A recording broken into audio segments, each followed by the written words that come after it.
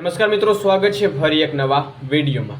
તો મિત્રો, વિદ્યા સહાયકના ઉમેદવારો માટેની એક સૂચના છે એ મિત્રો જે જાહેર કરતા જોવા મળી રહી છે, જેમાં વિદ્યા સહાયક ભરતી ધોરણ 6 થી 8 અને ગુજરાતી માધ્યમ વર્ષ 2024ના ઉમેદવારો માટે અગત્યની સૂચના છે, જેમાં 1 થી 5 અને 6 થી 8ની તમામ માધ્યમમાં કેવી રીતે પ્રોસેસ થવાની છે, સાથે સાથે કયા વિભાગમાં પહેલી પ્રોસેસ થવાની છે એના ઉપર એક મિત્રો સૂચના છે એ વિભાગ તરફથી જાહેર કરવામાં આવી છે, જેમાં ટેટ 1ની પ્રોસેસની તારીખ કઈ છે, સાથે સૂચનામાં પ્રોસેસ ક્રમિક ભરતી પ્રમાણે કરવામાં આવશે કે નહીં, અને સવારમાં જે મહત્વની અપડેટ મળી છે એનો વિડીયો આપણે બનાવીને આવ્યા છીએ। તો ખાસ નવા ચેનલ ઉપર છો, ચેનલને જરૂર સબસ્ક્રાઈબ કરશો, કેમ કે આવી જ ઇન્ફોર્મેશન છે તમને ટેટની તમને આપણી ચેનલના માધ્યમથી તમને જોવા મળી જશે।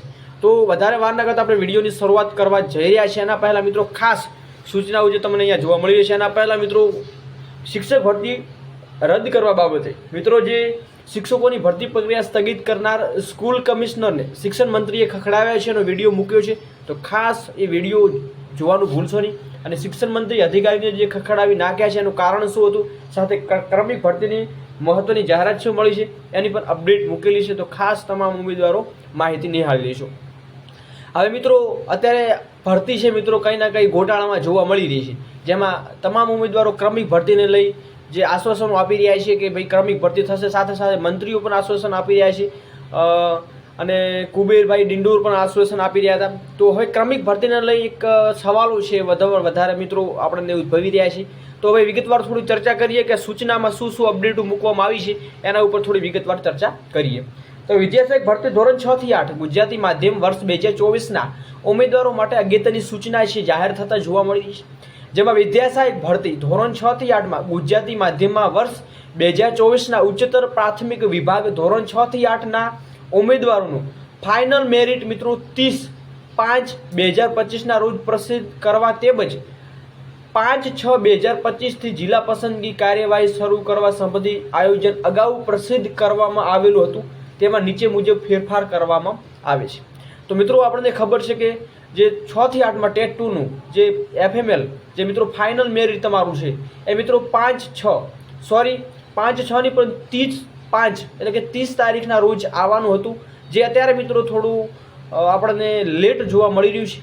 તો એ 30/5/2025ના રોજ પ્રસિદ્ધ થવાનું હતું, સાથે મિત્રો એનું જે જિલ્લા પસંદગીની કાર્યવાહી છે એ 5/6/2025ના રોજ શરૂ કરવામાં આવેલી હતી। તો આ આયોજન મિત્રો અગાઉ પ્રસિદ્ધ કરવામાં આવ્યું હતું, પરંતુ એમાં ફેરફારો કરવામાં એ શિક્ષણ વિભાગ દ્વારા જે ફેરફાર કરવામાં આવ્યો છે, તો ફેરફાર શું છે એની વિગતવાર થોડી ચર્ચા કરીએ। તો અહીંયા તમને મિત્રો ઝાંખું દેખાતું છે, પરંતુ હું સંપૂર્ણ પ્રોસેસ છે તમને વાંચીને સંભળાવજો, એટલે ધ્યાનપૂર્વક સાંભળજો।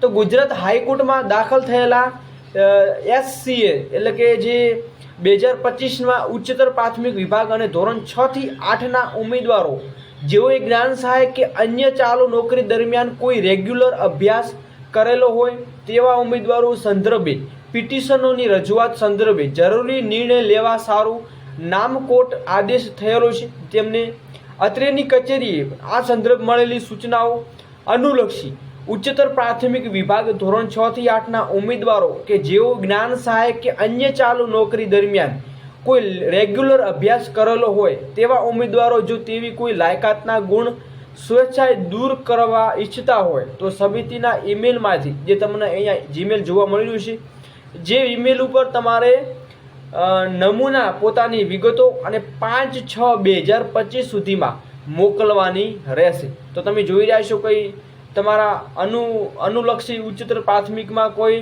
જ્ઞાન સહાયક કે અન્ય ચાલુ નોકરી દરમિયાન કોઈ રેગ્યુલર અભ્યાસ કરેલો હોય અને ઉમેદવારો જો કોઈની લાયકાતના ગુણ મિત્રો સ્વેચ્છાએ દૂર કરાવવા ઈચ્છતા હોય એવા ઉમેદવારો છો, તો એમાં તમારે જીમેલ કરવાનો રહેશે, એટલે કે મેલ કરવાનો રહેશે, જે જીમેલ આઈડી તમને આપેલી છે જે તમને જોવા મળી છે। તો ઉપર મેલ જે સામેલ નમૂના પોતાના વિગતો 5/6/2025 સુધીમાં મોકલવાના રહેશે। તો મિત્રો એ તમને નમૂનો પણ બતાવવાનો છું, એટલે વિડીયો ખાસ પૂરો જોજો। આ સંદર્ભે પાછળની જ્ઞાન સહાયક કે અન્ય ચાલુ નોકરી દરમિયાન કોઈ રેગ્યુલર અભ્યાસ કરેલો હોય તેવી બાબતે સમિતિના ધ્યાન ઉપર આવશે તો નિયમો અનુસાર કાયદેસરની કાર્યવાહી કરવામાં આવશે।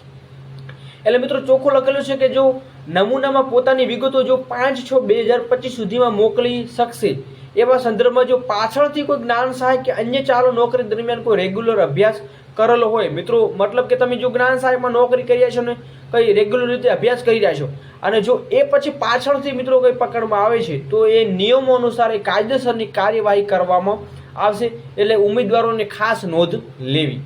સાથે બીજી અપડેટ છે કે ઉચ્ચતર માધ્યમિક વિભાગ ધોરણ 6 થી 8માં ઉમેદવારોનું જિલ્લા પસંદગી કાર્યવાહી 5/6/2025ની જગ્યાએ નિમ્ન પ્રાથમિક વિભાગ એટલે કે 1 થી 5માં હાલ ચાલી રહેલ જિલ્લા પસંદગી પ્રક્રિયા પૂર્ણ થયા બાદ શરૂ કરવામાં આવશે.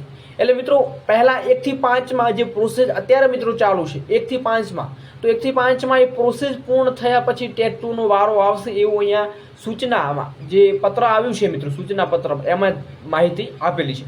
તો તમામ ઉમેદવારોએ નોંધ લેવી. સાથે મિત્રો ઉપરોક્ત પ્રક્રિયા પૂર્ણ થયેલા ઉચ્ચતર પ્રાથમિક વિભાગ એટલે કે 6 થી 8માં ટેટ 2માં ફાઇનલ મેરિટ યાદી પ્રસિદ્ધ કરવામાં આવશે. તો મિત્રો અત્યારે 30/5/2025ના રોજ છે એ આપણને આ ઉમેદવારો માટે અગત્યની સૂચનાઓ છે એ બોર્ડ દ્વારા જાહેર કરવામાં આવી છે. તો આટલા નિયમો અને આટલી સૂચનાઓ છે એ બોર્ડે જાહેર કરી છે. એટલે મિત્રો 1 થી 5માં આપણે જોવાનું છે કે તમારો પ્રોસેસ પૂર્ણ થયા પછી જ ટેટ 2નો વારો આવશે. એટલે ટેટ 2ના ઉમેદવારો છે એ અત્યારે થોડા ઉત્સાહમાં ઓછા રહે, કેમ કે 1 થી 5માં પ્રોસેસ પૂર્ણ થયા પછી જ તમારી પ્રોસેસ હાથ ધરવામાં આવશે એવી અહીંયા ચોખ્ખું આપણને સૂચના પત્રકમાં માહિતી આપેલી છે. સાથે સાથે મિત્રો બીજી પણ અપડેટ છે એના ઉપર થોડી ચર્ચા કરીએ.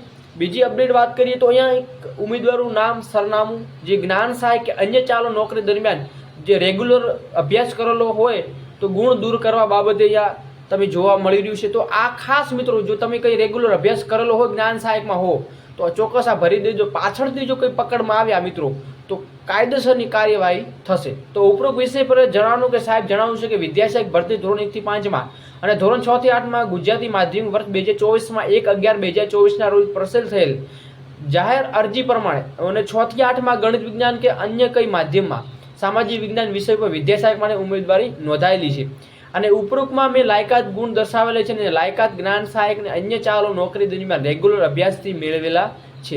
એટલે મિત્રો તમારો છે એ નોકરી દરમિયાન રેગ્યુલર અભ્યાસથી જ મેળવેલો છે તેના ગુણ આ ભરતીમાંથી હું સ્વેચ્છાએ દૂર કરાવવા માગું છું. તો તેવી વિગતો નીચે મુજબ મારી લાયકાતો દૂર કરવા અને સાહેબશ્રી મારી નમ્ર વિનંતી છે વધુમાં વધુ ગુણ હું સ્વેચ્છાએ દૂર કરવા જણાવું છું. એટલે મિત્રો તમે કંઈ બીજા આગળથી જે કોઈ પ્રોસેસ કરાવી હોય તો જરૂરથી આ ફોર્મ ભરી લેજો. તમામ ઉમેદવારો સુધી માહિતી પણ જરૂરથી મેળવજો. એટલે વધુમાં વધુ જે ગુણ જે સ્વેચ્છાએ દૂર કરાવશો મિત્રો તો પાછળથી તમને કંઈ ગેરફાયદો જોવા મળે, કેમ કે જો પાછળથી મિત્રો કોઈ પકડમાં આવ્યા તો ચોક્કસ તમારા ઉપર કાર્યવાહી થવા પાત્ર રહેશે. તો આજના વિડીયોમાં મિત્રો આટલું જ સૂચનાઓ જાહેર થઈ છે. મિત્રો બીજી અપડેટ મળતા તમને ચોક્કસ માહિતી આપવામાં આવશે. ત્યાં સુધી મળીએ નવી અપડેટ નવી ભરતી સાથે. જય હિન્દ, જય ભારત, જય સંવિધાન.